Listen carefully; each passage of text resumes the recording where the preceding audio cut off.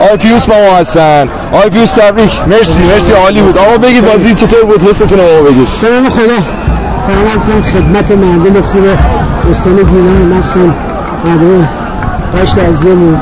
واقعا دست مریضا میگن به این تماشاگرای تیفوسی بود که واقعا از اول ساعت بگم 5 اومدن تو استادیوم تشریف کردن توی زیر بارون. من فکر کنم که واقعا کارشون خیلی درسته، دست همشون درد نکنه، ولی هنوز کاری نکردیم. ما همه بازی برگشت هم داریم. ما توی اهواز هفته دیگه از مسئولین میخوام که حتما اگه باشه چند تا اتوبوس فرستادیم عوامل تیفوسی خودمون بزنن که بیان اونجا چه بتونیم اونجا بازی خوب قابل قبولی هم بگیریم ان شاء الله.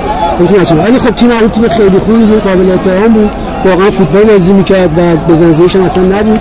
واقعا ما خطا خوب آنالیزش کرده بودیم، تیم حریف رو میدونستیم کجا نقاط ضعف داره، ولی بچه ما دوندگی جنگندگیش و حس بردن داشتن. یعنی از اول هفته ما گفتیم که ذهنتون رو باید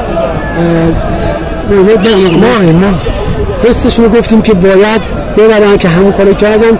کارو سخته، یعنی واقعا تو برگشتون به نظر کارو همه چیز تموم نشده. ان شاء الله خدا کمک کنه و مسئولین کمک کنن و زحمتکش هم واقعا اونایی که دو تا اینجا انجام بده ان شاء الله که بتونه این هفته هم ساپورت کنه بچه‌ها تا بتونه تیم به هدفی که بخواد برسه. ولی بازم دارم میگم هیچ کار تمامش فوتبال نداره، زیباییش به اینه.